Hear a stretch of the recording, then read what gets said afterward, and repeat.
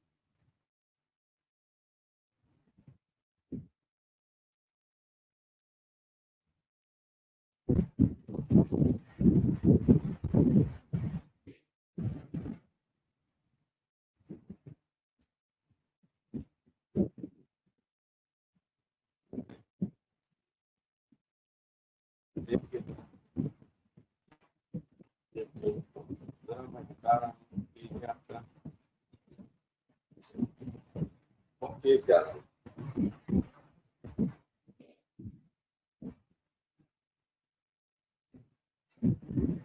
670.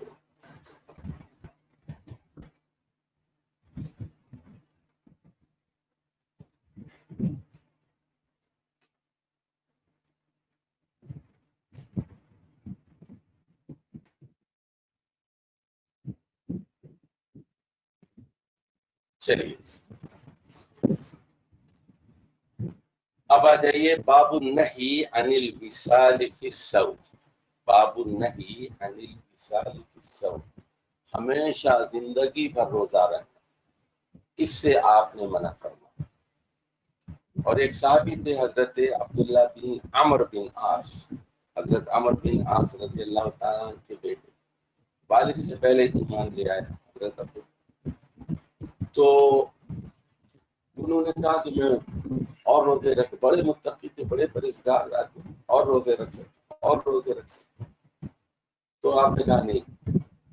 اور یہ حدیث بھی ان سے نہیں ہے، یہ عبداللہ بن عمر سے، عبداللہ بن عمرو بن عاص اور ہیں عبداللہ بن عمر. تو فرمایا کہ اگر زیادہ زیادہ رکھنا ہے تو داؤد علیہ السلام کے روزے رکھ، ایک دن روزہ رکھتے تھے ایک دن نہ، ایک دن روزہ رکھتے تھے ایک دن نہ، یعنی مہینے میں 15 دن روزہ رکھتے تھے. بس اس سے زیادہ کی اجازت تھی، ناٹ مور دین 50، اللہ یہ کہ وہ رمضان کا. حدیث نمبر 670 670 حدیث عبداللہ بن عمر قال نہى رسول الله صلى الله عليه وسلم عن الوصال قالوا انك تواصل قال اني لست مثلكم اني اطعم واسقى اني اطعم کی ہو سکتا ہے واسقى. تو لوگوں نے کہا اللہ کے رسول آپ بھی تو مسلسل روزے رکھے جاتے ہیں، تو کبھی آپ 15 دن یا 20 دن رکھ لیتے تھے مسلسل.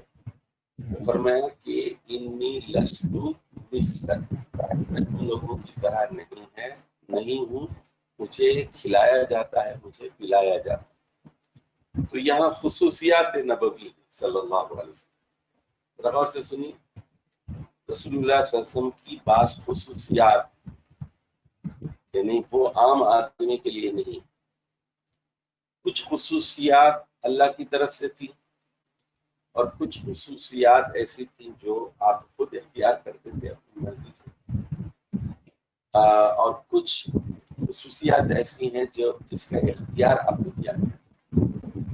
جیسے مثال کے طور پر عام آدمی 4 شادیاں کر سکتے ہیں، لیکن آپ کو زیادہ کی اجازت دی گئی، لیکن اس میں بھی پابندی لگا دی گئی کہ وہ جو ہے کون ہو سکتی ہے کون نہیں ہو سکتی، پابندیاں لگا دی۔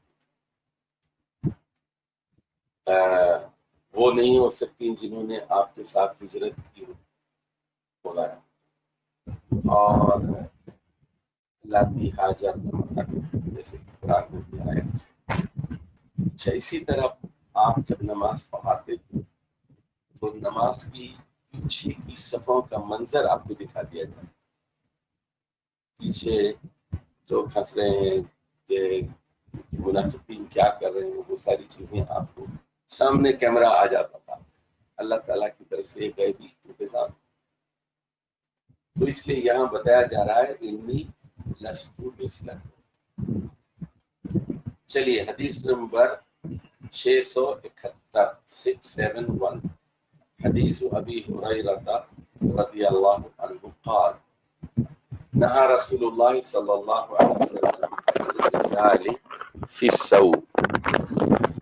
تو پچھلی حدیث حضرت عبداللہ بن عمر اس کے راوی تھے، اور اس حدیث کے راوی حضرت ابو ہریرہ ہیں۔ تو وہ کہتے ہیں کہ رسول اللہ صلی اللہ علیہ وسلم نے صیام وصال سے منع فرمایا، عن الوصال فی الصوم، یعنی ملا کے مستقل روزے رکھتے چلا جانا۔ فقال له رجل من المسلمین، مسلمانوں میں سے ایک آدمی نے کہا انک تواصل یا رسول اللہ، اللہ کے رسول آپ مسلسل روزے رکھتے ہیں۔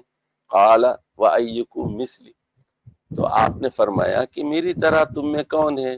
انی ابیت یطعمنی ربی ویسقینی، تو میں تو رات اس طرح گزارتا ہوں کہ اللہ تعالیٰ میرا رب مجھے کھلاتا بھی ہے مجھے پلاتا بھی۔ فلما ابوا ان ينتهوا عن الوصال واصل بهم یوما، تو پھر جب لوگ نہیں رکے روزہ رہنے لگے تو آپ نے کیا کیا کہ ایک دن ثم یوما ثم رأوا الہلال، تو ایک دن آپ نے روزہ رکھا پھر اگلے دن رکھا، 2 دن ملا دیا اس کو، اس کے بعد چاند دیکھا آپ نے۔ فقال لو تأخر لزدتکم، تو فرمایا کہ اگر یہ چاند دکھائی نہ دیتا تو میں اور ملا کے رکھتا۔ کالتنکیل لہم حین ابوا ان ینتہوا، تو یہ آپ کو یعنی آپ نے اس تنکیل کے لیے یعنی سزا کے لیے یا ڈانٹ کے لیے آپ نے کہا تھا ان لوگوں کے لیے جب آپ نے صحابہ کو روکا مت رکھو تم لوگ، میں رکھتا ہوں تم مت رکھو، تو یہ میری خاص خصوصیت ہے تم لوگ مت رکھو۔ چلیے جی، یہاں تنکیل کا مطلب وہی ہے ڈانٹ ڈپٹ زجر و توبیخ مطلب ہے۔ حدیث نمبر 772 672 حدیث ابی ہریرہ رضی اللہ عنہ عن النبی صلی اللہ علیہ وسلم قال ایاکم والوصال، مسلسل روزے رکھنے سے بچو۔ ایاکم والوصال یعنی مسلسل نفل روزے نہ رکھو، مرتين 2 مرتبہ کہا ایاکم والوصال ایاکم والوصال، قیل انک تواصل، تو صحابہ نے کہا گیا کہ آپ ملاتے ہیں۔ قال انی ابیت یطعمنی ربی ویسقینی فاکلفوا من العمل ما تطیقون، تو تکلیف آپ کو نہیں دی گئی ہے، زحمت نہیں دی گئی ہے، تو اتنا ہی عمل کرو جتنی تم میں استطاعت ہے، اتنا ہی عمل کرو جتنی استطاعت ہے۔ اچھا ادھر دیکھیے ایک بات ذرا سمجھ لیجئے، ایک ہے فرائض، ذرا غور سے بات سمجھ لیجئے، ایک ہے فرائض۔ فرائض کتنی؟ فرض نمازیں کتنی؟ 17 رکعتیں، ٹھیک ہے، 17 رکعتیں۔ اس کے بعد کم سے کم آپ کو 10 یا 12 سنت مؤکدہ پڑھنی ہے، تو یہ کتنی ہوگی؟ 17 اور 12 پڑھ لیں آپ، تو کتنی ہو گئی؟ یہ 29 ہو گئی. ایک رکعت پڑھیے وتر، یہ 3 پڑھیے، 5 پڑھیے، 7 پڑھیے، تو یہ 30-35 ہو گئی. ٹھیک ہے، یہ ہے آپ کا نارمل. یعنی اب یہ آپ لیکن اس سے زیادہ پڑھنا چاہتے ہیں تو آپ پھر 8 رکعت اس میں اور تہجد ملا لیجیے، اور جو ہے اشراق کے اور اس طرح کے 4 رکعت 6 رکعت اور ملا لیجیے، تو اس کی تعداد پھر میکسیمم 45 تک پہنچ جائے گی یا 48 تک پہنچ جائے گی. اب یہ 48 سے زیادہ آپ کو نہیں پڑھنا چاہیے.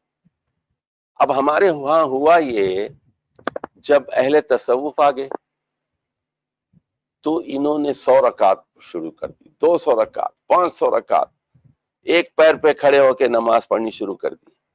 اب یہ عیسائی راہبوں سے لیا. عیسائیوں میں ایک راہب تھا جو ایک پیر پر کھڑا رہتا تھا ہمیشہ. ان کا دیکھا دیکھی ان لوگوں نے بھی یہ شروع کر دیا، ایک پیر پہ کھڑے ہو کے نماز پڑھ رہے ہیں، جسم کو تکلیف دے رہے ہیں. یہ نہیں کرنا چاہیے. تو تہجد آپ کی سنت ہے، تہجد کا اہتمام کیا جانا چاہیے. اچھا، اس کا نتیجہ کیا ہوتا ہے سن لیجیے آپ. تو پہلا درجہ کیا ہے؟ پہلا درجہ ہے فرائض کا. اس کے بعد کیا ہے؟ سنت مؤکدہ ہیں، سنت متواترہ ہیں. اس کے بعد کیا ہے؟ جو نوافل ہیں، تہجد ہے، اوابین ہے، اشراق ہے، تحیت المسجد ہے، تحیت الوضو ہے یہ. اور اس کے بعد پھر کیا ہے؟ تہجد ہے. یہ تہجد آپ کی کیا ہے؟ یہ لمٹ ہے، یہ بالکل آخری لمٹ ہے. اس کے بعد اگر آپ 50-50، 100-100، 200 رکعت پڑھتے ہیں، اس کا لازمی نتیجہ یہ ہوگا آپ بیوی کو چھوڑ دیں گے، بچوں کو چھوڑ دیں گے، محلے کے کام چھوڑ دیں گے، کام کاج چھوڑ دیں گے، دفتر میں آپ ان اٹینٹیو رہیں گے، کاروبار نہیں کریں گے، بھیک مانگیں گے، اب نارمل ہوتے جائیں گے آپ. تو یہ یاد رکھیے کہ اسی لیے رسول اللہ صلی اللہ علیہ وسلم نے ایسے لوگوں کو کہا تھا کہ دیکھو میں تم لوگوں میں انی لاخشاکم، میں سب سے زیادہ ڈرنے والا ہوں، اتقاکم لہ، اور میں شادیاں بھی کرتا ہوں، میں بیویوں کے پاس بھی جاتا ہوں، میں آرام بھی کرتا ہوں، میں سوتا بھی ہوں، اور میں اللہ کی عبادت بھی کرتا ہوں. اور رات کو آپ 3 حصوں میں تقسیم کر دیتے. ایک حصہ بیوی بچوں کے ساتھ ہوتا تھا، ایک حصہ آرام فرماتے تھے، سوتے تھے، اور ایک حصہ تہجد کے لیے ہوتا تھا. تو رات کو اس طرح آپ تقسیم کر دیتے. یہ توازن ہے. یہ توازن بگڑ گیا تو پھر اس کا لازمی نتیجہ یہ ہوگا آپ جہاد نہیں کریں گے، لازمی آپ زکوٰۃ پہ نہیں کریں گے، آپ جو ہے پڑوسیوں کا حق ادا نہیں کریں گے، رشتہ داروں کا حق نہیں ادا کریں گے، تو پھر آپ راہب بن جائیں گے. آپ بدھ مت کے جو بھکشو ہوتے ہیں، بدھ مت کے، بھیک مانگیں گے. گوتم بدھ نے کہا بھیک مانگو. گوتم بدھ نے اپنے بھکشوؤں کو یہ تعلیم دی کہ بھیک مانگو. تو لیکن رسول اللہ صلی اللہ علیہ وسلم نے گداگری سے منع کیے. اور چلیے جی، اگلی حدیث ہے 672، 673. حدیث انس قال واصل النبی صلی اللہ علیہ وسلم آخر الشہر وواصل اناس من الناس فبلغ النبی صلی اللہ علیہ وسلم فقال لو مت بی الشہر لواصلت وصالا يدعو المتمئقون تعمقهم انی لست مثلکم انی اذل یطعمنی ربی ویسقینی. اچھا، اب ذرا غور فرمائیے،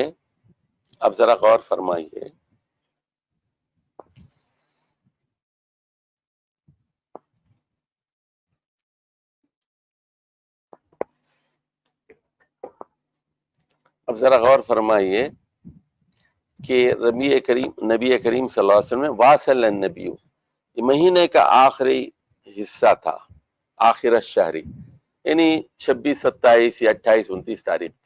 تو آپ نے 2 دن ملا کے روزے رکھے. لوگوں نے بھی آپ کی پیروی میں انہوں نے بھی ملا کے روزے رکھنے شروع کر دی. یہ بات رسول اللہ صلی اللہ علیہ وسلم تک پہنچی. فبلغ النبی صلی اللہ علیہ وسلم، تو آپ نے کہا لو مت بی الشہر، اگر یہ شہر یہ مہینہ لمبا ہوتا لواصلت وصالا تو میں اور روزے رکھتا. اور یدع المتعمقون تعمقهم تو اور اتنا رکھتا کہ یہ جو اب دیکھیے یہاں ان کو ڈانٹا ہے، ایک لفظ استعمال کیا گیا ہے متعمقون اور تعمق. متعمقون ایسے لوگوں کے لیے ڈانٹا گیا ہے، چھڑکا گیا ہے ان کو کہ تم لوگ کیوں کر رہے ہو ایسے. تو میں اگر کروں جو کروں تو تم جو ہے یہ میرے لیے خاص ہے، تم لوگ اس طرح کرو گے تو تم میں اتنی ہمت نہیں ہے اور تم میں اتنی صلاحیت نہیں ہے. اس کے بعد بتا رہے ہیں انی لست مثلکم میں تمہاری طرح نہیں ہوں، انی اذل یطعمنی ربی ویسقینی. اور فرمائیے پچھلی حدیث میں انی ابیت تھا، میں اس طرح رات گزارتا ہوں کہ اللہ تعالیٰ رات میں مجھے کھلاتا اور پلاتا ہے.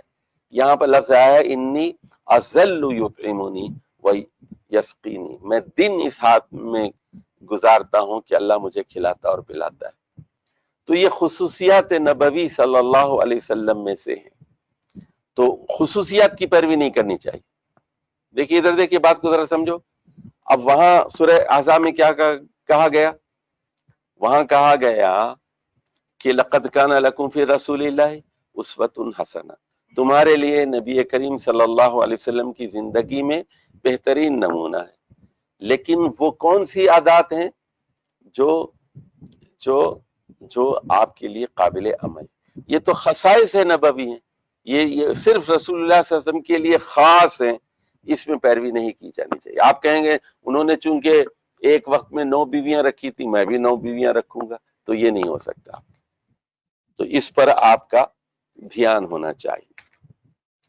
چلیے جی حدیث نمبر 674 حدیث عائشہ قالت نہا رسول اللہ صلی اللہ علیہ وسلم عن الوصال رحمۃ لهم فقالوا انك تواصل قال انی لست كهيئتكم انی یطعمنی ربی ویسقین. اب یہاں ایک اضافی جملہ ہے حضرت عائشہ کا، مضمون وہی ہے، بات وہی ہے، ایک اضافی جملہ ہے. اور وہ جملہ کیا ہے؟ رحمت لہم. رحمت لہم امت کے لیے رحمت کے طور پر. یہ بڑا اہم جملہ ہے. وہ کہتی ہیں رسول اللہ صلی اللہ علیہ وسلم نے مسلسل روزے رکھنے سے منع فرمایا، یعنی 15 دن روزے رکھ رہے ہیں، 20 دن روزے رکھ رہے ہیں، ایسا نہیں کرنا چاہیے. کیوں نہیں کرنا چاہیے؟ رحمت اللہ، تاکہ امت کے لیے رحمت ہو. اور تو لوگوں نے کہا انکا تواصل، اے اللہ کے رسول آپ ملا کے رکھتے ہیں مسلسل روزے. قال انی لست کہیئتکم، کہ میں جو ہے تم لوگوں کی طرح نہیں ہوں، میرا رب مجھے کھلاتا ہے اور پلاتا ہے. چلیے جی اب اگلا باب ہے باب بیانی ان القبلۃ فی الصوم لیست محرمہ علی من لم تحرک شہوت. قبلہ تو کہتے ہیں بوسے کو، بوسے کو.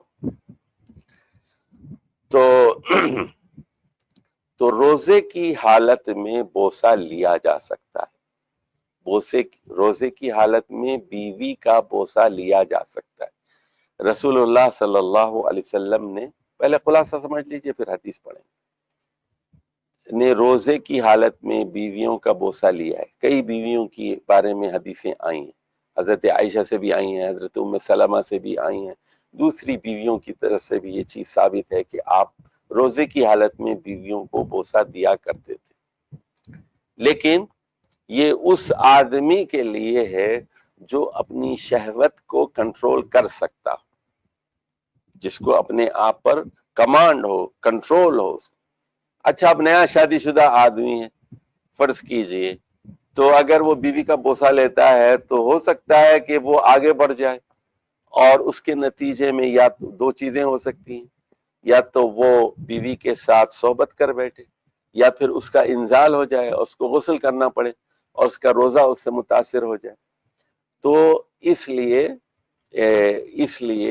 صرف اس کو اجازت ہے جو کنٹرول کر سکتا ہے، یا پھر اچھی عمر کو پہنچ گیا ہے، 45-50 سال کا ہے یا 55 سال کا ہے یا 60 سال کا ہے، اور وہ اس میں وہ چیز پیدا ہو چکی۔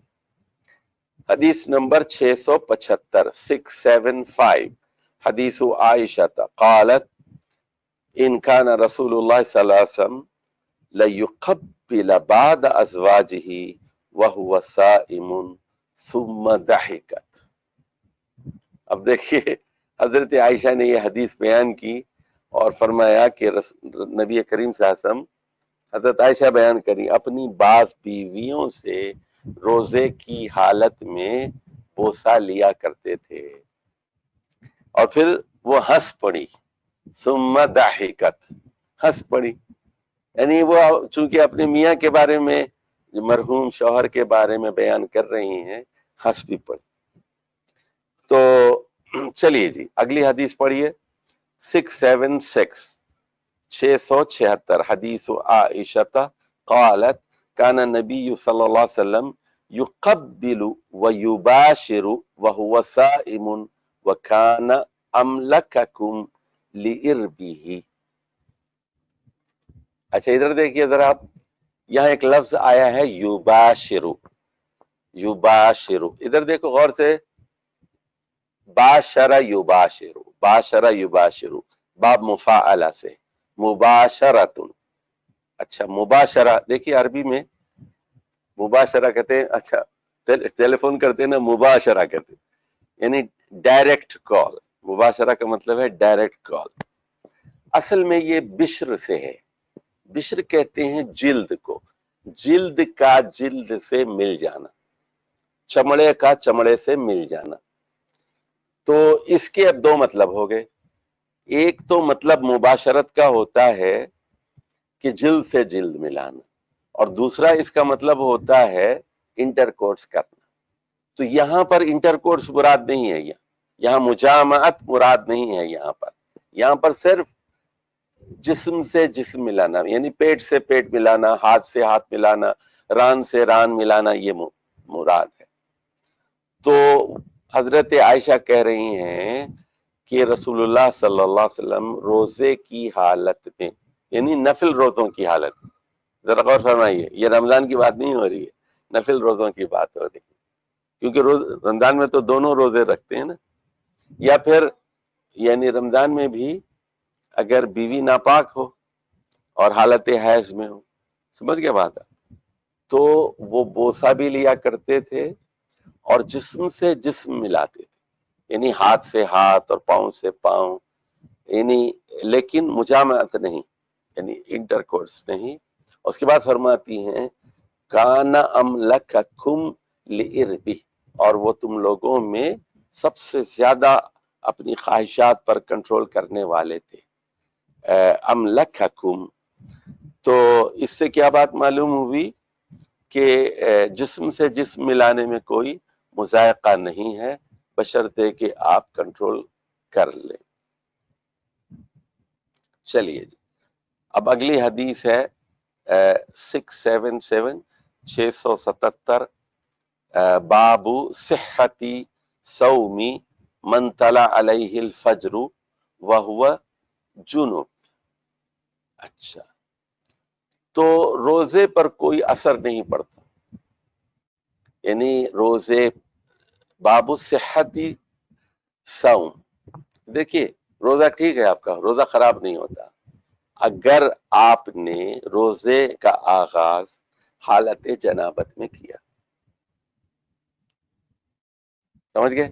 مثال دیتا ہوں، ادھر دیکھو، پہلے فرض کیجئے 5 بجے سحری کا وقت ختم ہو رہا ہے۔ کب ختم ہو رہا ہے؟ 5 بجے ختم ہو رہا ہے۔ تو آپ نے کیا کیا، 4 بجے صبح 3 بجے اٹھے، 3 بجے سے لے کے 4 بجے تک آپ نے نماز تہجد پڑھ لی، 3 سے 4 تک نماز تہجد پڑھ لی، 1 گھنٹہ۔ 4 بجے کیا کیا، آپ نے اپنی بیوی سے صحبت کی، 4 سے 4:30 تک آپ اپنی بیوی کے ساتھ لیٹے رہے، 4:30 بجے آپ نے سحری کی، اور چائے پی لی اور پانی پی لیا، کھانا کھا لیا، ٹھیک ہے، اور 5 بجے اذان ہو گئی، لیکن اس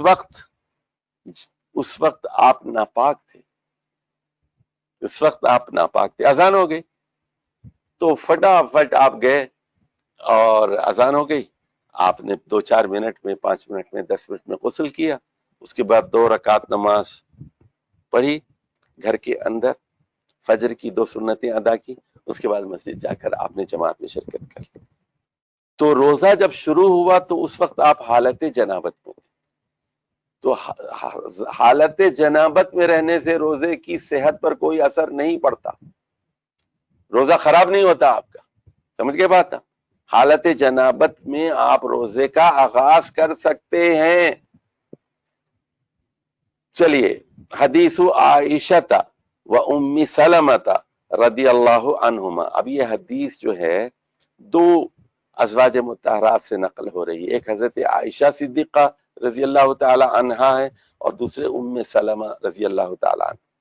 عن ابی بکر بن عبد الرحمن بن الحارث بن ہشام ان اباہ عبد الرحمن اخبر مروان ان عائشہ و ام سلمہ اخبرتاه ان رسول اللہ صلی اللہ علیہ وسلم كان يدركه الفجر وهو جنب من اہلہ ثم يغتسل ويصوم۔ تو اب یہاں بتایا جا رہا ہے کہ یہ ابو بکر بن عبد الرحمن بن حارث بن ہشام جو تھے، کہ ان کے والد عبد الرحمن بن حارث بن ہشام نے مروان کو بتایا، مروان جو ہے مدینے کا گورنر تھا حضرت امیر معاویہ کے زمانے میں، مروان بن حکم، تو اس کو بتایا کہ رسول اللہ صلی اللہ علیہ وسلم فجر اس حال میں کرتے تھے۔ فجر کسے کہتے ہیں؟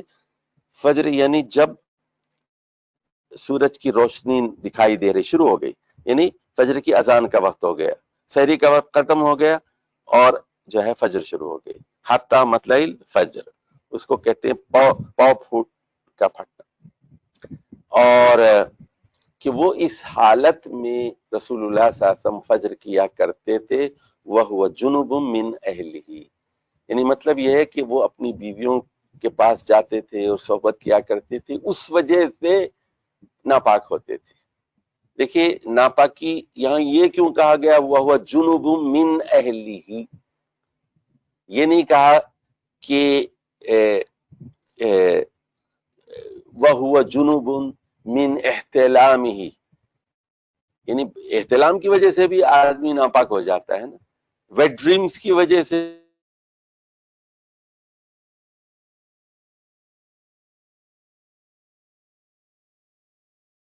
بھی آدمی ناپاک ہو جاتا ہے، لیکن نہیں، یہاں بیویوں کی وجہ سے وہ ناپاک ہوتے تھے، ثم یغتسل، پھر رکھتے تھے۔ قال مروان لعبد الرحمن بن الحارث اقسم باللہ لتقرئن بها ابا ہریرہ ومروان يومئذ على المدینہ فقال ابو بکر فکرہ ذلك عبد الرحمن ثم قدر لنا ان نجتمع بذو الحلیفہ۔ تو اب ہوا یہ کہ دیکھیے، اب یہ حضرت ابو ہریرہ یہ کہتے تھے، درد غور سے سنو،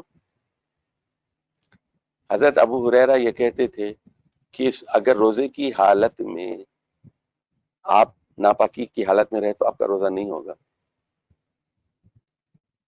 تو حضرت ابو ہریرہ زیادہ جانتے ہیں گھر کی باتیں، یا رسول اللہ صلی اللہ علیہ وسلم کی 2 بیویاں حضرت عائشہ اور حضرت ام سلمہ زیادہ جانتی، تو چونکہ حضرت ابو ہریرہ تک وہ حدیث نہیں پہنچی تھی،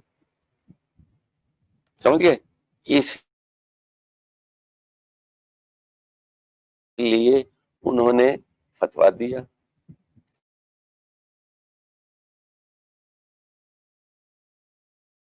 تو جب حدیث مل جائے تو ابو ہریرہ جو ہیں وہ اپنا فتویٰ بدل دیں گے۔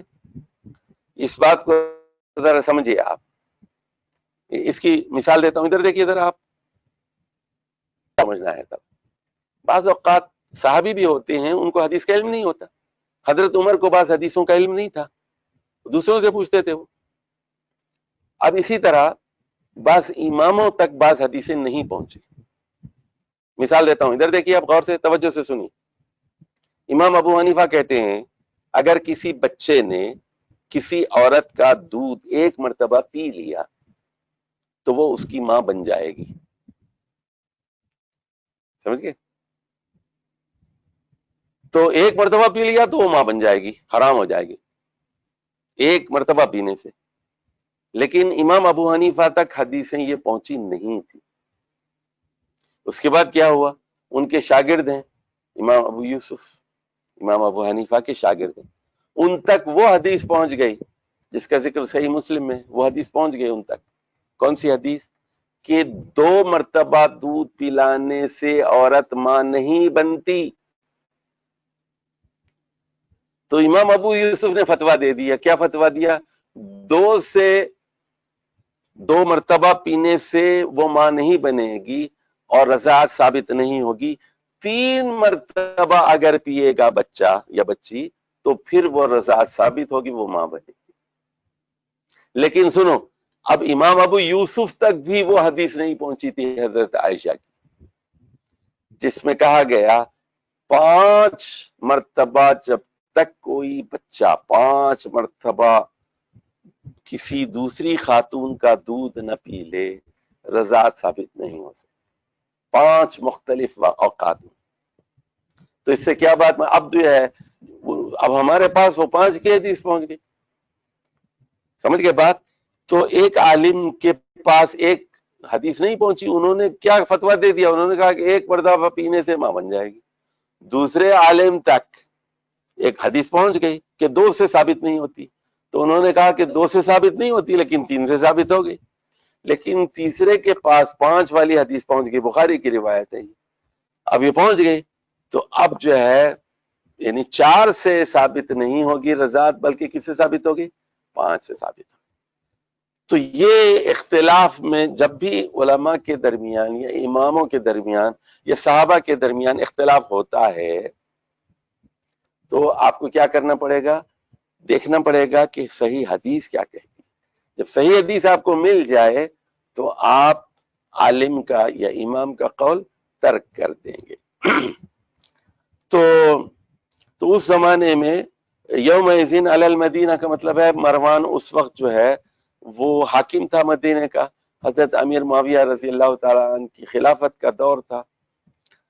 تو ابو بکر نے کہا کہ عبد الرحمن نے اس بات کو پسند نہیں کیا, تو اس کے بعد وہ کہتے ہیں ثم قدر لنا ان نجتمع بذی الحلیفہ.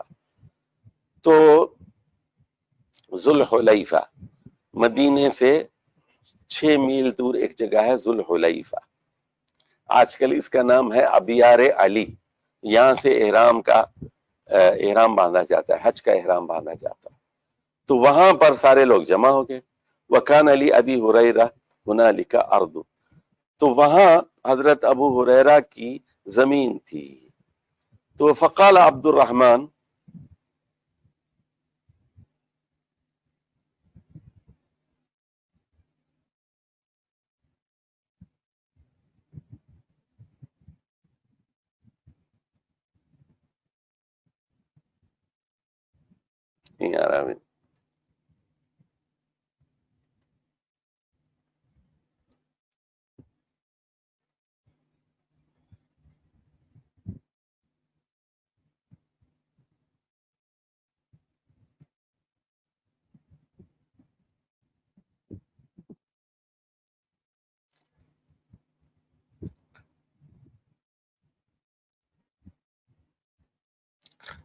تو وکان علی ابی ہریرہ ہنالک ارض, ابو ہریرہ رضی اللہ تعالیٰ کی ذی الحلیفہ میں ایک زمین تھی.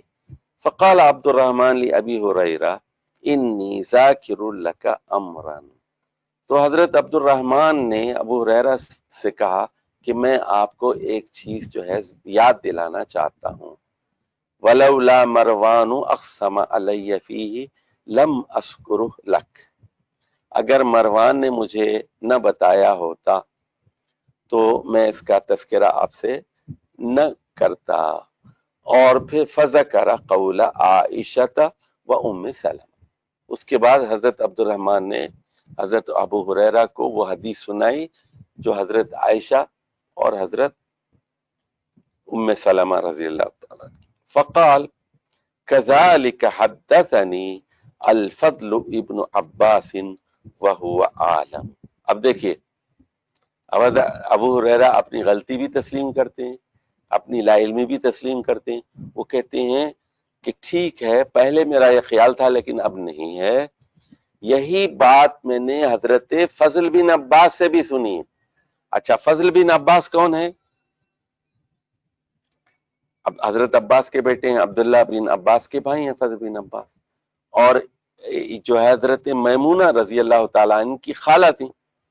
تو یہ خالہ رسول اللہ صلی اللہ علیہ وسلم کی بیوی ہیں حضرت میمونہ، ان کی خالہ تھیں. خالہ کے پاس جا کے وہ سو جایا بھی کرتے تھے اکثر یہ فضل اور ابن عباس وغیرہ. تو وہ عالم، اور وہ کہتے ہیں وہ زیادہ جانتے تھے. اور فضل بن عباس بہت ہی خوبصورت آدمی تھے، بہت ہی خوبصورت. اور کہتے ہیں کہ ویسے یہ جو حضرت عباس کا خاندان تھا نا، عباسی، بہت خوبصورت تھے، بہت خوبصورت لوگ تھے. تو جب حج ہوا تو رسول اللہ صلی اللہ علیہ وسلم نے 10 تاریخ کو یہ فضل بن عباس کو اپنی اونٹنی پر پیچھے بٹھا لیا تھا، اور لڑکیاں سب، عورتیں سب ان کو دیکھتی تھی، اتنے خوبصورت تھے. اور اسی طرح عبداللہ بن عباس رضی اللہ تعالیٰ عنہ کے جو بیٹے، ان کے پوتے تھے محمد بن علی بن عبداللہ بن عباس، ان کے بارے میں کہتے ہیں کہ وہ سب سے خوبصورت ترین آدمی تھے. پھر انہی کی اولاد میں سے عباسی خلفاء ہوئے. چلیے جی، باب نمبر 14 ہے باب تقلیصی تحریم الجمع فی نہار رمضان علی الصائم ووجوب الکفار الکبریٰ فیہ وانہا تجب علی الموسر والمعسر وتثبت فی ذمۃ المعسر حتی یستطیع. اچھا جی، اب یہاں تغلیظ کا مطلب ہے شدت کا مطلب ہے یہاں کہ رمضان کی دن میں بیوی کے ساتھ صحبت کرنا یہ جو ہے روزدار پر حرام ہے، اور اس کی بڑی شدت ہے، اس کی بہت بڑا گناہ ہے بڑی، اور اس پر بہت بڑا کفارہ آپ کو دینا ہوگا، بڑا کفارہ آپ کو دینا ہوگا. اور اب اس میں دیکھنا پڑے گا کہ موسر ہے یا معسر ہے، یعنی غریب ہے یا امیر ہے، اس کی حالت کیا ہے، جسمانی حالت تگڑا ہے یا کمزور ہے، یہ سمجھے، یہ ساری چیزیں دیکھنی پڑے گی. اور وہ جو تنگ دست آدمی ہے، معسر ہے، اگر معسر یا معسر ہے تو اس کو آسانی فراہم کی جائے گی اس کی استطاعت کے مطابق. ادھر دیکھیے اب بہت ہی اہم حدیث آ رہی ہے، اس سے آپ کو اسلام کے مزاج کا پتہ چلتا ہے، اسلام کے مزاج کا پتہ چلتا ہے. یہ حدیث سمجھیں گے آپ تو آپ کبھی صوفی نہیں بنیں گے. ایک ہے تقوی، سن لیجئے، میں نے بتایا نا تقوی کیا چیز ہے، کہ آپ نماز تہجد پڑھیں، نوافل کا اہتمام کریں، تحیۃ المسجد پڑھیں، تحیۃ الوضو پڑھیں، اور اشراق کی نماز پڑھیں، ایکسٹرا نمازوں کا آپ اہتمام کریں. لیکن یہ جو تصوف ہے یہ بالکل اور چیز ہے، وہ بلا اور ہے، سمجھے، وہ بلا اور ہے. وہ کیا ہے کہ ایسی چیزیں کرنا جو رسول اللہ صلی اللہ علیہ وسلم نے نہیں کی، اور رسول اللہ صلی اللہ علیہ وسلم سے آگے بڑھنے کی کوشش کرنا، اور عیسائی راہبوں کے راستے پر چلنا، جسم پر بوجھ اٹھانا اور ننگے رہنا، اور بارش میں بھیگنا، دھوپ میں بھیگنا، اور بغیر سائے کے رہنا، اور جو ہے اپنے یعنی ایک سال تک نہیں نہانا، بات نہ کرنا، کم گفتگو کرنا، قلت الطعام، قلت المنام اور قلت الطعام، اس طرح کی چیزیں کرنا، یہ ساری چیزیں 300 عیسوی سے لے کر 600 عیسوی تک عیسائیت کے اندر آ گئی، یعنی موناسٹسزم ان کرسچینٹی. یہ آپ ذرا پڑھ لیجئے نیٹ پہ جا کے تھوڑی سی چیک کر لیجئے کہ موناسٹسزم ان کرسچینٹی جو ہے رسول اللہ صلی اللہ علیہ وسلم سے 300 سال پہلے عیسائیت میں رہبانیت آئی، اور وہ کہاں سے آئی؟ ہندو مذہب سے آئی، اور وہ کہاں سے آئی؟ بدھ مت سے آئی، اور پوری عیسائیت کو اس نے اپنے نرغے میں لے لیا. عیسائیت برباد ہو گئی، تباہ ہو گئی. اور اس کے بعد اللہ تعالیٰ نے نبی کریم صلی اللہ علیہ وسلم کو دنیا میں بھیجا، اور وہ توازن اور وہ اعتدال سکھایا جو مطلوب. چلیے جی، حدیث ابی ہریرہ رضی اللہ عنہ قال جاء رجل الى النبي صلى الله عليه وسلم فقال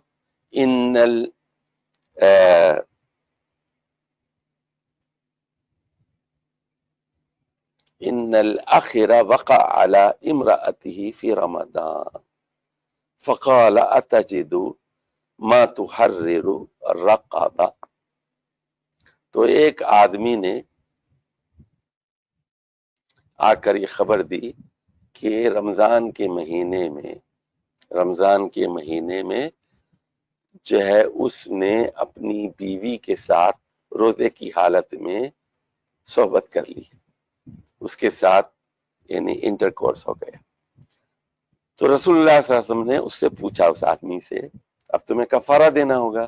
اتجد ما تحرر رقبہ، رقبہ کہتے ہیں گردن کو، اور اس کی جمع رقاب آتی ہے. تو کہا کہ کیا تمہارے پاس غلام ہے جو آپ آزاد کر سکیں؟ کیا آپ کے پاس غلام ہیں؟ یعنی آپ صاحب حیثیت. غلام کون رکھتا تھا؟ جو امیر آدمی ہوتا تھا غلام خریدتا تھا، غلام بیچتا تھا، اس کے پاس غلام ہوتے تھے. تو آپ کے پاس غلام ہے آزاد کرنے کے لیے، گردن آزاد کرنی؟ قال اللہ، اس نے کہا نہیں. تو رسول صلی اللہ علیہ وسلم نے کہا فتستطیع ان تصوم شہرین متتابعین. اب رسول صلی اللہ علیہ وسلم نے اس سے پوچھا کیا تم میں اتنی جسمانی قوت ہے کہ 30 دن تک مسلسل روزے رکھ سکو؟ مسلسل، متتابعین یعنی فرض کیجئے آپ نے 58 روزے رکھ لیے، اس کے بعد ایک دن ناغا کیا، 58 کے بعد تو 2 مہینے رہنا ہے نا آپ کو. 58 کے بعد آپ نے ناغا کر لیا ہے، 55 کے بعد ناغا کیا، پھر آپ کو 0 سے شروع کرنا، 1 2 3 کرنا شروع کرنا. متتابعین، کیا تم 2 مہینے تک مسلسل روزے رکھ سکتے ہو؟ انہوں نے کہا اللہ. اب وہ بیچارہ سنیے، رمضان کے 30 ہی نہیں رکھ سکا، بیوی کے پاس چلا گیا، سمجھیے آپ اب 60 روزے کہاں رکھ سکے گا؟ وہ نہیں رکھ سکتا. قال افتجد ما تطعم به 60 مسکینا، 60 روزے نہیں رکھ سکتا تو اچھا کیا تمہارے پاس اتنا غلہ موجود ہے، اتنا اناج ہے کہ تم 60 مسکینوں کو کھلا سکو؟ ان تطعم به 60 مسکینا، تو کیا اتنا غلہ، اتنا اناج موجود ہے جس سے تم 60 مسکینوں کو کھانا کھلا سکو؟ قال لا، اس نے کہا یہ بھی نہیں. اب دیکھیے 3 چیزیں ہو گئی نا، اس کے پاس غلام بھی نہیں ہے آزاد کرنے کے لیے، 60 روزوں کی استطاعت بھی نہیں رکھتا، اور 60 مسکینوں کو کھلانے کی استطاعت بھی نہیں رکھتا. 3 باتیں ہو گئی اس پہ. پہلی چیز کیا ہے؟ پہلا کفارہ کیا ہے؟ غلام آزاد کرنا. دوسرا کفارہ کیا ہے؟ 60 روزے. اور تیسرا آپشن کیا ہے آپ کے پاس؟ 60 لوگوں کا کھانا. قال لا فأتي النبي صلی اللہ علیہ وسلم بعرق فيه تمر.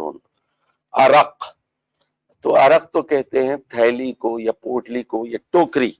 ٹوکریوں میں یہ جو بانس وغیرہ کی ٹوکریاں ہوتی ہیں نا، اس کے اندر کھجور رکھتے تھے، کھجور کے پتوں سے ٹوکریاں بنائی جاتی تھی. تو ایک جو ہے وہ عرق ہے، وہ لایا گیا. تو آگے ہم بتائیں گے کہ وہ اس میں کتنے کلو یا کتنے سا ہوتے ہیں. تو اور وہ کھجور کا تھا. وہ زبیل، تو یعنی وہ اس کو زبیل بھی کہتے تھے، ٹوکرا یا تھیلی یا جو بھی کہیے. تو رسول صلی اللہ علیہ وسلم نے اب کس صدقے کا مال آ گیا تو کہا یہ دے دیا اس کو، ٹوکرا کوئی نے لا کے دے دیا. وہ ٹوکرا کہا کہ یہ لے جا بھائی، اطعم ھذا عنک، کہا کہ اپنی طرف سے یہ مسکینوں کو کھلا دے. ان کا کیا مطلب ہے؟ اپنی طرف سے یہ لے جا اور مسکینوں کو، 60 مسکینوں کو یہ لے جا کے کھلا دے. قال، سنیے وہ آدمی کہتا ہے قال الا احوج منا ما بین لابتیہا اہل بیت احوج منا. اس نے کہا کہ کیا ہم سے بھی زیادہ کوئی محتاج ہے؟ اور اس نے کہا یہ مدینے کی 2 پہاڑیاں ہیں، لابتین، لابتیہا، لابہ سے لابتین ہے، لابتیہا، یہ 2 پہاڑیوں کے درمیان میرے گھر سے زیادہ کوئی غریب گھر ہے؟ اہل بیت احوج منا. قال فاتہم اہلک، تو کہا کہ اچھا ٹھیک ہے، پھر یہ لے جا کے اپنے گھر والوں کو کھلا. دیکھ رہے ہو، پہلے تو کہا کہ یہ لے جا کے جو ہے مسکینوں کو اپنی طرف سے صدقہ کر دے، کفارہ ادا کر دے. اس نے کہا کہ میں کس کو دوں، مجھ سے زیادہ غریب مدینے میں کوئی نہیں ہے کوئی اس پورے 2 پہاڑیوں کے درمیان؟ کوئی نہیں. تو کہا پھر اپنے بچوں کو ہی کھلا، اپنے گھر والوں کو کھلا. یہ ہے اسلام کا مزاج.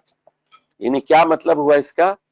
کہ جو اتنا ہی بوجھ ڈالا جاتا ہے جتنی آپ کی استطاعت. لا یکلف اللہ نفسا الا وسعها. اچھا یہ استطاعت کون سی ہے؟ دیکھیے ایک تو ہے، اب استطاعت کی بھی مختلف قسمیں ہیں یہاں. ایک تو ہے غلام آزاد کرنے کی استطاعت، نمبر دو 60 روزے رکھنے کی جسمانی استطاعت، اور نمبر 3 60 مسکینوں کو کھانا کھلانے کی استطاعت. اور وہ بھی نہیں ہے تو خود ہی کھا لے بھائی، گھر والوں کو کھلا دے. یہ ہے، اس مزاج کو سمجھیے آپ. اور اس سے کیا بات معلوم ہوئی؟ دیکھیے فلیکسیبلٹی آف احکام. اچھا دیکھیے اس سے ایک اور بات معلوم ہوتی ہے کہ فتویٰ دینے والا، خالد صاحب دیکھیے اس سے جو حدیث ثابت ہوئی کہ فتویٰ دینے والا سائل کے مطابق فتویٰ دے گا. پہلے سائل کے حالات معلوم کرے گا نا، سائل کے حالات معلوم کرے گا. اچھا دیکھیے بہت بہت محتاط ہونا پڑتا ہے. اچھا کل ایک خاتون نے مجھ سے سوال کیا. اس نے کہا کہ 2 سال پہلے، ہماری شادی ہو کے 6 سال ہوا، تو 2 سال پہلے میرے میاں نے کہا کہ میں تم کو غصے میں طلاق دیتا ہوں، اور اب انہوں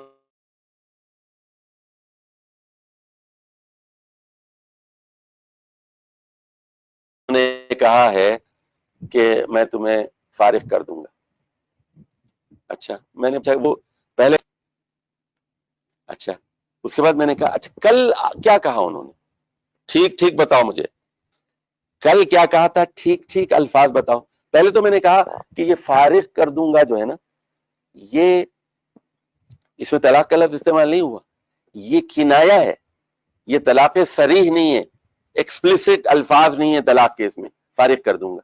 تو طلاق کنایا بعض شرائط کے ساتھ ہو جاتی ہے، اس کا قرینہ ہو تو ہو بھی جاتی ہے اس کی. تو میں نے اس سے پوچھا ایگزیکٹلی مجھے بتاؤ اس نے کیا کہا. آپ سن لیجئے. اس نے کہا، اس نے شوہر نے کہا اگر یہ بیٹی نہ ہوتی، سمجھے، بیٹی ہے، اس نے یہ کہا ہماری بیٹی ہے ورنہ میں تمہیں فارغ کر دیتا. ہماری بیٹی ہے ورنہ میں تمہیں فارغ کر دیتا. میں نے کہا یہ ورنہ نے تم کو بچا لیا، کوئی طلاق نہیں ہوگی. اس نے یہ نہیں کہا کہ میں نے طلاق دی یا فارغ کر دیا، اس نے کہا ہماری بیٹی ہے ورنہ میں تمہیں فارغ کر دیتا. یعنی اس کا کیا مطلب ہے؟ میں فارغ نہیں کر رہا ہوں بچی کو دیکھ کر. سمجھ گئے بات؟ تو اس میں دھمکی بھی ہے کہ تمہارا رویہ اچھا نہیں ہے، تمہاری زبان اچھی نہیں ہے، تم جو ہے وفادار یا جو ہے اطاعت گزار نہیں ہو، بات نہیں مانتی تم. تو بچی کی خاطر میں تم سے سمٹا ہوا ہوں، ورنہ فارغ کر دیتا. نہیں ہوئی، طلاق نہیں ہوئی. تو یہاں بھی یہ جو آدمی سے پوچھنا چاہیے فتویٰ دینے سے پہلے پورے حالات معلوم کرنا چاہیے. مالی استطاعت کیا ہے، جسمانی استطاعت کیا ہے، الفاظ کیا تھے، اس کے بعد پھر ایک دینا چاہیے. اچھا ادھر دیکھیے، اسی طرح وہ جو حدیث پہلے گزر چکی ہے کہ بوسے کے بارے میں، روزے میں بوسے کے بارے میں حدیث گزر چکی ہے نا. تو ایک آدمی آیا اور اس نے پوچھا کیا میں روزے کی حالت میں بوسہ لے سکتا ہوں؟ آپ نے کہا نہیں. دوسرا آدمی آیا، اس نے کہا کیا میں روزے کی حالت میں بوسہ لے سکتا ہوں؟ آپ نے کہا لے سکتے. تو جس کو آپ نے منع کیا وہ جوان آدمی تھا، اور جس کو آپ نے اجازت دی وہ ادھیڑ عمر کا آدمی تھا. تو یہ ذرا ذہن میں رکھ لیجئے کہ جب فتویٰ آپ دیتے ہیں تو آدمی سے مکمل معلومات بھی حاصل کر لیں، اور پھر دوسری چیز یہ اس کی حالات کو، اس کی کیفیت کو، اس کی جوانی کو، اس کی عمر کو، اس کے ایمان کو، اس کے علم کو، اس کی مالی حالت کو، پوری چیزوں کو دیکھ کر پھر ایک رائے قائم کریں. جلد بازی میں کوئی رائے قائم نہیں کرنا چاہیے.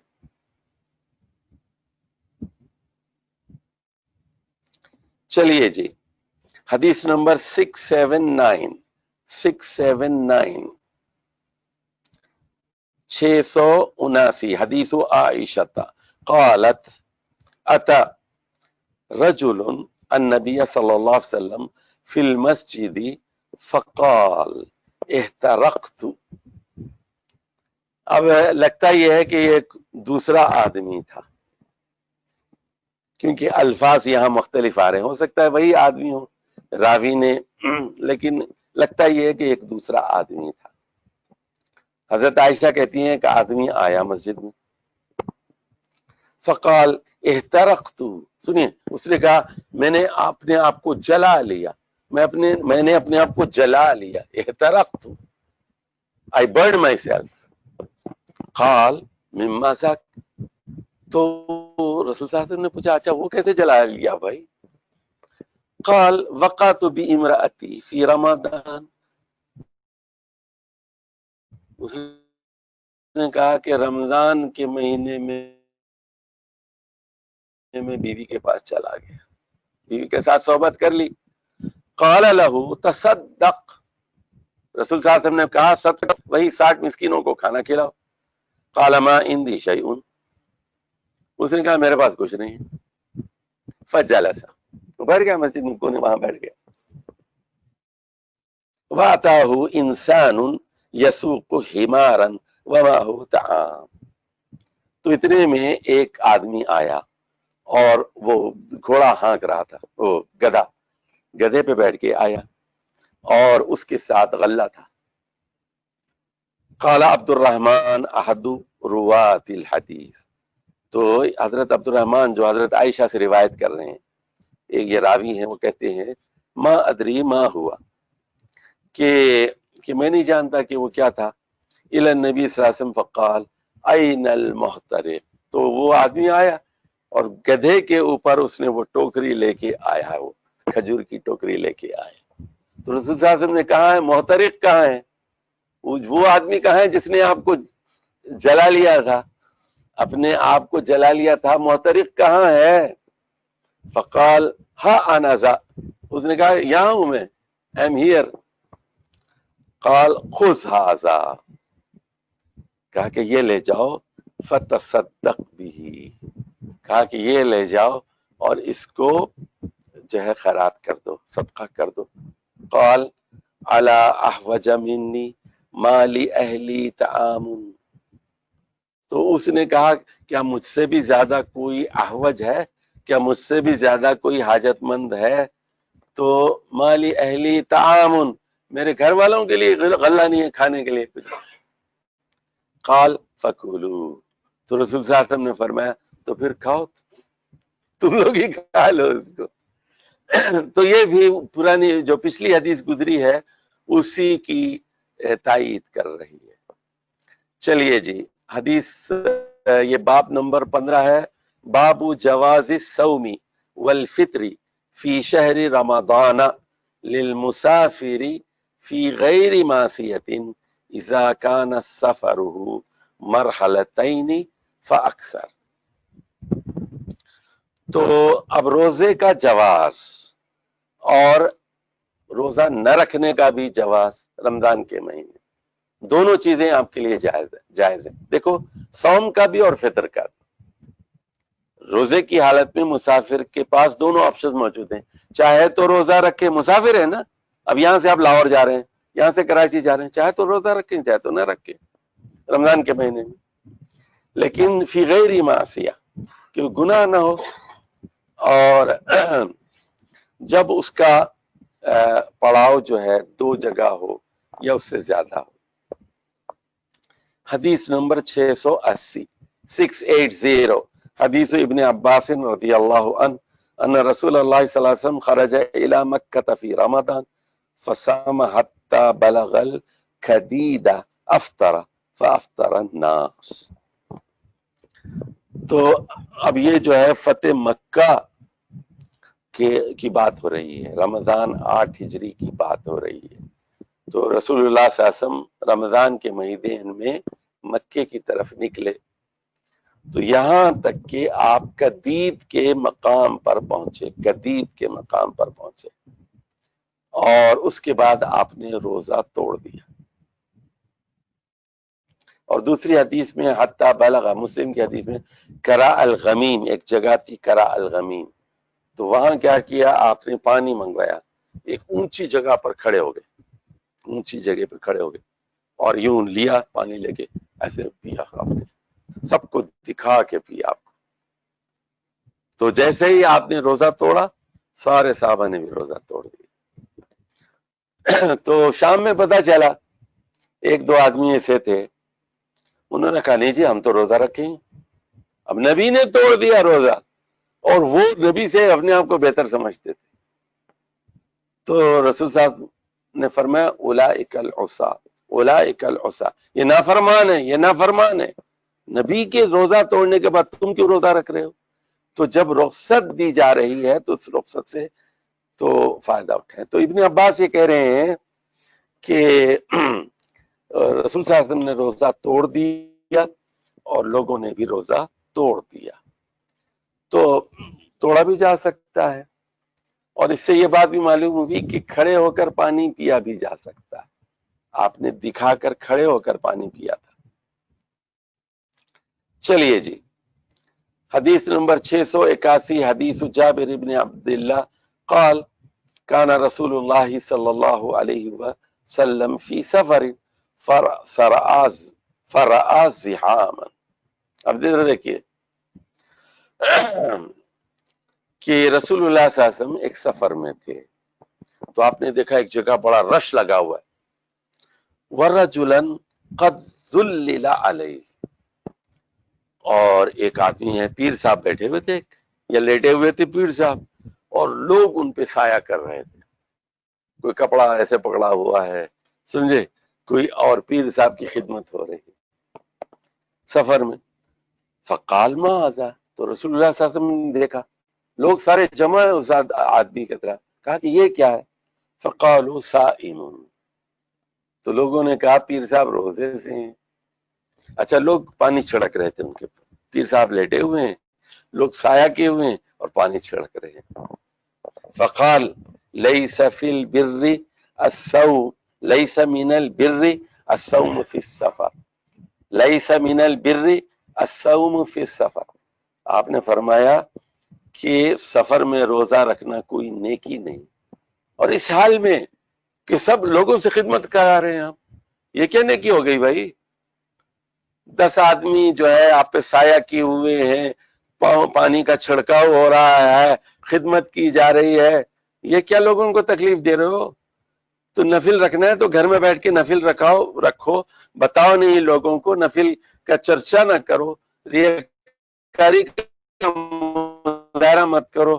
اب سفر میں ہے، درخت کے نیچے سائے میں بیٹھے ہوئے ہیں، چھڑکاؤ ہو رہا ہے، مرید جو ہے پنکھا جل رہے ہیں، تو یہ چیز مطلب نہیں ہے اسلام کی۔ دیکھیے آپ حدیثوں کو پڑھیے، دیکھیے جتنی زیادہ آپ حدیثیں پڑھیں گے نا اتنا زیادہ آپ عملی انسان بنیں گے اور پریکٹیکل لائف کو سمجھ میں آئے گی۔ جو حدیث کی دنیا ہے نا، سن لیجیے، حدیث کی دنیا واقعات کی دنیا ہے، حقیقت کی دنیا ہے، ایک زندہ دنیا ہے، ایک ریئل ورلڈ ہے۔ ادھر دیکھو، یہ جو فلم کی دنیا ہے نا، فلم کیا ہوتی ہے؟ ایک مصنوعی دنیا ہے، فینٹیسی ورلڈ ہے وہ۔ لیکن آپ جائیں، دیکھیے کراچی کمپنی میں جائیں تو آپ کو ایک ہمیشہ چلتی پھرتی دوڑتی جاگتی زندگی ملے گی آپ کو۔ بچے بھی ہیں، کوئی رو رہا ہے، کوئی ہنس رہا ہے، کوئی کھا رہا ہے، کوئی بھیک مانگ رہا ہے، کوئی 5,000 کی چیز خرید رہا ہے، کسی کے پاس صرف 1,000 ہے، 500 کی چیز خرید رہا ہے، کوئی 200 کی، کوئی 5 روپے کی چیز خرید رہا ہے۔ That is real life.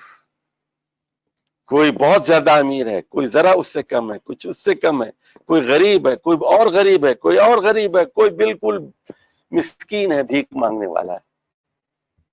ہر قسم کا آدمی ملے گا آپ۔ یہ نبوت کی دنیا ہے، اس میں ہر قسم کے حالات ہیں، ہر قسم کی مجبوری ہے، ہر قسم کی سہولت ہے۔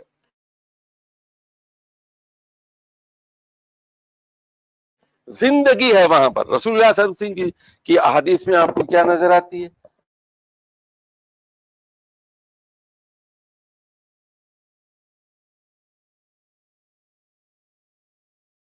زندگی نظر آتی ہے۔ اس کے برخلاف آپ تصوف کی کتابیں پڑھیں اور بعض اوقات فقہ کی کتابیں پڑھیں نا، آپ کو وہاں ایک مصنوعی دنیا میں نظر آئے گی۔ اس کو سمجھیے، سیفائڈ ورلڈ ہے، دنیا ہے۔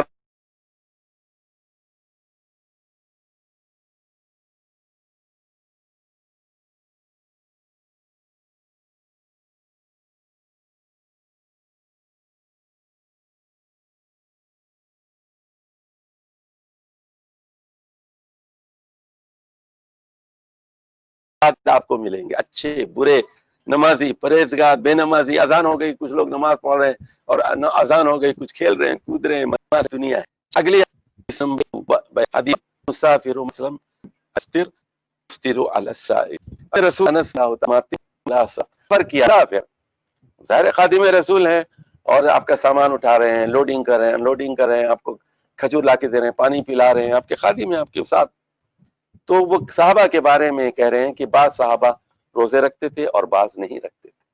تو فلم یعب الصائم علی المفطر، تو جو روزے دار ہوتا تھا وہ روزہ نہ رکھنے والے کو برا بھلا نہیں کہتا تھا، اور جو روزہ نہیں رکھتا تھا وہ روزے دار کو برا بھلا نہیں کہتا تھا۔ دونوں قسم کے لوگ صحابہ میں موجود تھے۔ لیکن برائی کب ہو جاتی ہے؟ جب آدمی پیر بن جائے، لوگ اس کے اطراف گھوم رہے ہیں، سایہ کر رہے ہیں، پانی کا چھڑکاؤ ہو رہا ہے، یہ پھر بری بات ہو گئی، یہ بہت بری بات ہو گئی۔ چلیے جی، اب یہاں باب 16 ہے، باب اجر المفطر فی السفر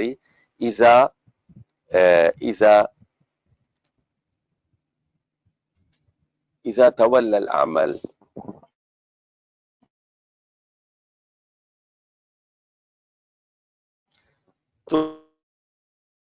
تو اب یہ مفطر کا اجر کیا ہے؟ سفر میں روزہ نہ رکھنے کا اجر کیا ہے؟ جب کام آدمی کرے۔ حدیث نمبر 683، حدیث لستلوا الذين لم يعملوا شيئا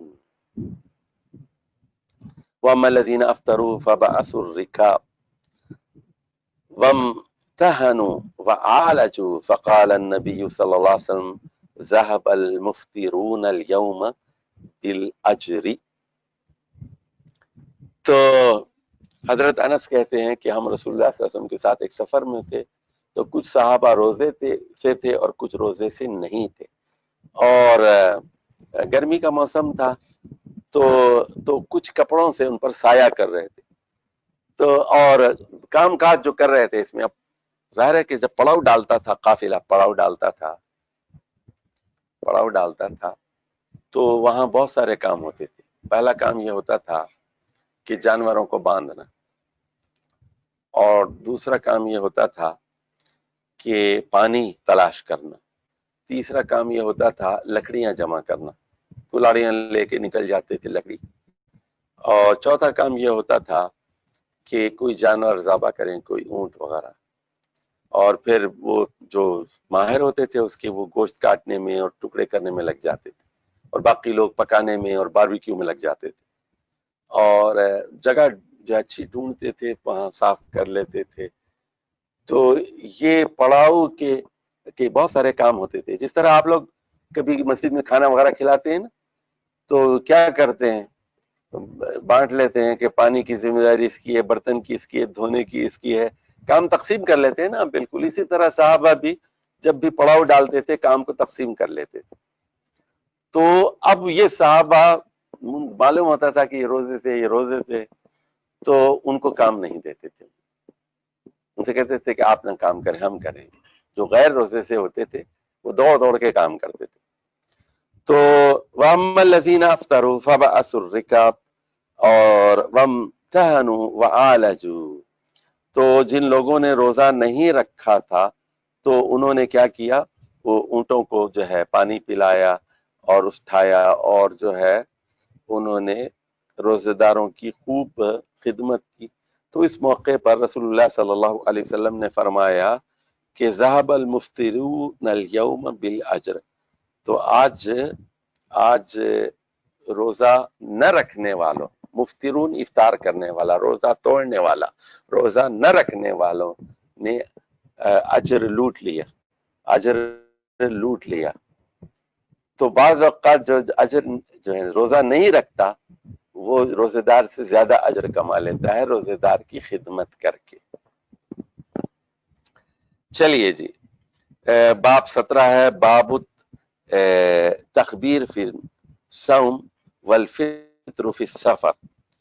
تو اب اس میں تخیر کا مطلب ہوتا ہے آپ کا چوائس، انگریزی میں جس کو چوائس کہتے ہیں نا، کہ آپ کو آزادی ہے کہ چاہے تو رکھیں چاہے تو نہ رکھیں، اور چاہے تو روزہ نہ رکھیں سفر کے دوران. حدیث نمبر 684 حدیث عائشہ زوج النبی صلی اللہ علیہ وسلم ان حمزہ بن عمرو الاسلمی قال للنبی صلی اللہ علیہ وسلم اصوم فی السفر وکان کثیر الصیام. تو یہ ایک صحابی تھے حضرت حمزہ بن عمرو الاسلمی، تو اور یہ بہت روزے رکھتے تھے، نفل روزے بہت رکھتے تھے، قبیلے اسلم کے تھے. تو انہوں نے رسول اللہ صلی اللہ علیہ وسلم سے پوچھا اصوم فی السفر، کیا میں سفر میں روزہ رکھوں؟ فقال ان شئت فصم وان شئت فافطر، ان شئت فصم وان شئت فافطر، اگر چاہو تو روزہ رکھو اور چاہو تو نہ رکھو. اچھا اب ادھر دیکھیے، اب رمضان میں مثال کے طور پر پھر اگر آپ روزہ چھوڑ دیتے ہیں، فرض کیجیے آپ یہاں سے ایئر کنڈیشن بس میں بیٹھ کے لاہور جا رہے ہیں، 4 گھنٹے 4.5 5 گھنٹے کا سفر، تو روزہ رکھ لیجیے، کیا ہے، جائیں گے وہاں پھر جا کے آپ آرام کر لیں گے. لیکن آپ سمجھتے ہیں کہ آپ کو وہاں بازار میں جانا ہے اور دھوپ میں کام کرنا ہے اور خرید و فروخت کرنا ہے، وہاں سے سامان لوڈ وغیرہ کر کے لے آنا ہے آپ کو، تو آپ کے لیے ضروری ہے، تو پھر آپ روزہ نہ رکھیے آپ، کیونکہ آپ کے لیے پھر مشکل ہو جائے. لیکن صرف آپ اپنے بیٹے سے ملنے کے لیے جا رہے ہیں، بیٹی سے ملنے کے لیے جا رہے ہیں، کسی کی عیادت کے لیے جا رہے ہیں، تو روزہ رکھ لیجیے، پھر بعد میں آپ کے لیے مشکل ہوگی. تو یہ آپ کو تولنا ہے کہ وہاں کتنی محنت مشقت آپ کو کرنی پڑے گی، تو اور کیسے آپ جا رہے ہیں.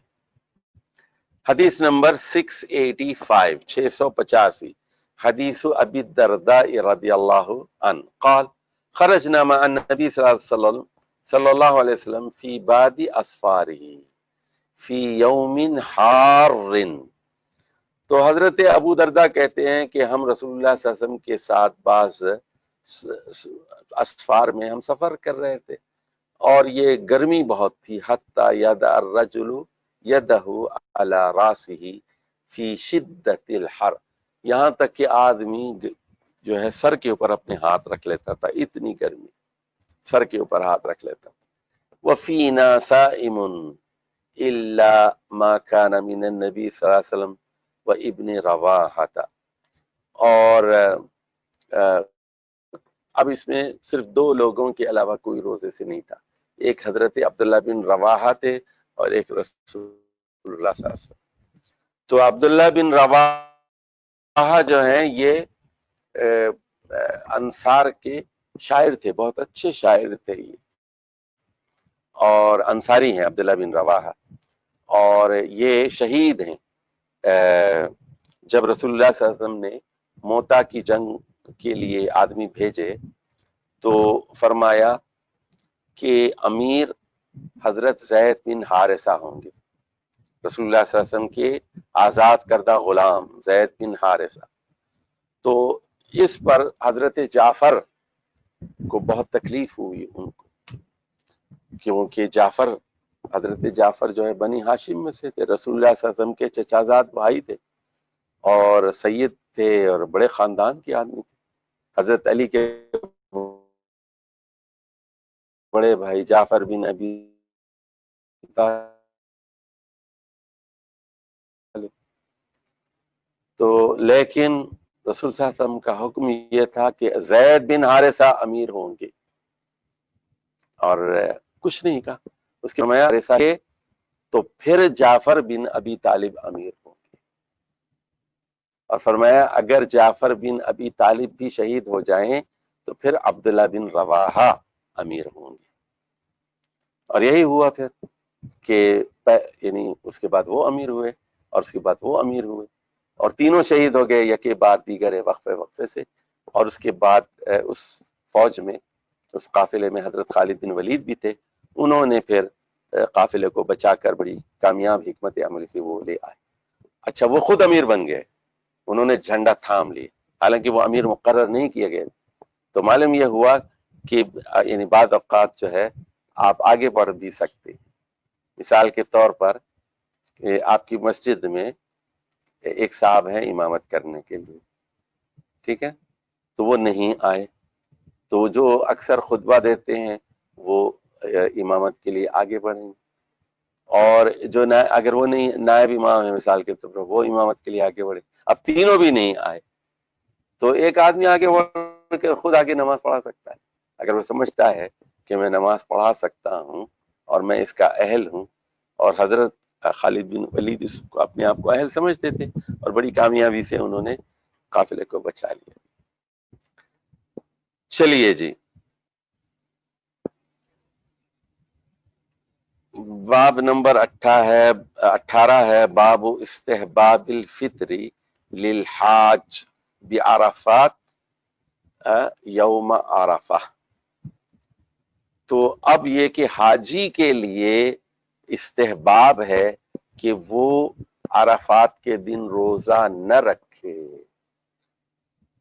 روزہ نہیں رکھنا چاہیے حاجی کو. حدیث نمبر 686 حدیث ام الفضل بنت الحارث رضی اللہ عنہ ان ناسا اختلفوا عندها یوم عرفہ فی صوم النبی صلی اللہ علیہ وسلم فقال بعضهم هو صائم وقال بعضهم ليس بصائم. اب دیکھیے یہ ام فضل ہے، یہ ام فضل کون ہے؟ یہ حضرت عباس کی بیوی ہیں، ٹھیک ہے نا. یہ فضل بن عباس کی والدہ ہے ام فضل، اور رسول اللہ صلی اللہ علیہ وسلم کی سالی ہیں، حضرت میمونہ کی بہن ہے، اور کتنی ذہین خاتون ہے، ذرا دیکھیے آپ کتنی ذہین خاتون ہے. کہتے ہیں نا کہ عورتیں ہوشیار نہیں ہوتی، عورتیں بڑی ہوشیار ہوتی ہیں. البتہ صرف وہ پیسے کے حساب میں جو ہے، قرض کے حساب میں وہ معاملہ الگ ہے. تو ہوا یہ کہ عرفات میں سارے لوگ جمع تھے، سارے صحابہ. لوگوں میں اختلاف پیدا ہو گیا، خواتین میں اختلاف ہو گیا کہ رسول اللہ صلی اللہ علیہ وسلم روزے سے ہیں یا نہیں ہیں، اور ان کے شوہر بھی تھے، بچے بھی تھے، ان میں اختلاف پیدا ہو گئے. تو یہ بڑی ہوشیار تھی. انہوں نے کیا کیا؟ فارسلت الیہ بقدح لبن، تو ایک پیالہ جو ہے دودھ کا انہوں نے رسول اللہ صلی اللہ علیہ وسلم کی خدمت میں بھیجا. وَهُوَ وَاقِفٌ عَلَى بَعِيرِهِ فَشَرِبَهُ، اور رسول اللہ صلی اللہ علیہ وسلم اپنی اونٹنی پر تھے اس وقت عرفات، اور آپ نے پی لیا اس کو دودھ. یہ معلوم ہو گیا کہ آپ روزے سے نہیں ہیں. دیکھ رہے ہیں آپ کہ ورنہ وہ کہہ دیتے کہ میں آج روزے سے نہیں، واپس کر دیتے. تو اس سے کیا معلوم ہوا کہ حاجی کو روزہ نہیں رکھنا چاہیے عرفات کے دن، لیکن غیر حاجی کو روزہ رکھنا چاہیے.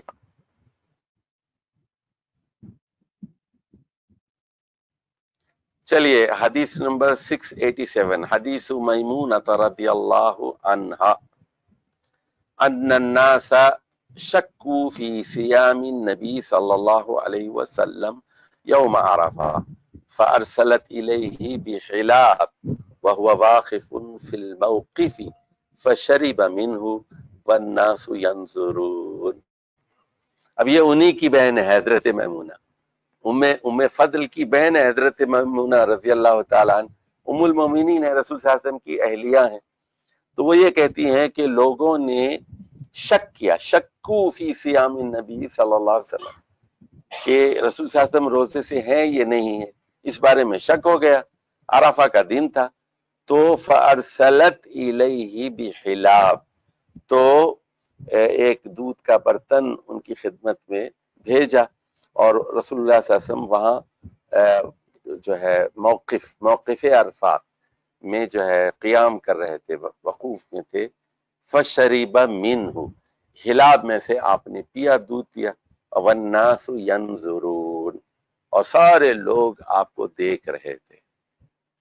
تو اچھا، یہ بعض اوقات چیزوں کو پبلک میں کرنا بہت ضروری ہوتا ہے تاکہ لوگ دیکھ لیں، معلوم ہو جائے. سمجھ گئے آپ؟ لوگوں کو معلوم ہو جائے. چلیے جی، یہاں ہم وقت ہو گیا ہے، یہاں ہم روکتے ہیں، اور 688 تک 687 تک ہم نے پڑھ لیا ہے. 688 اگلی دفعہ انشاءاللہ پڑھیں گے. والسلام علیکم ورحمۃ اللہ وبرکاتہ.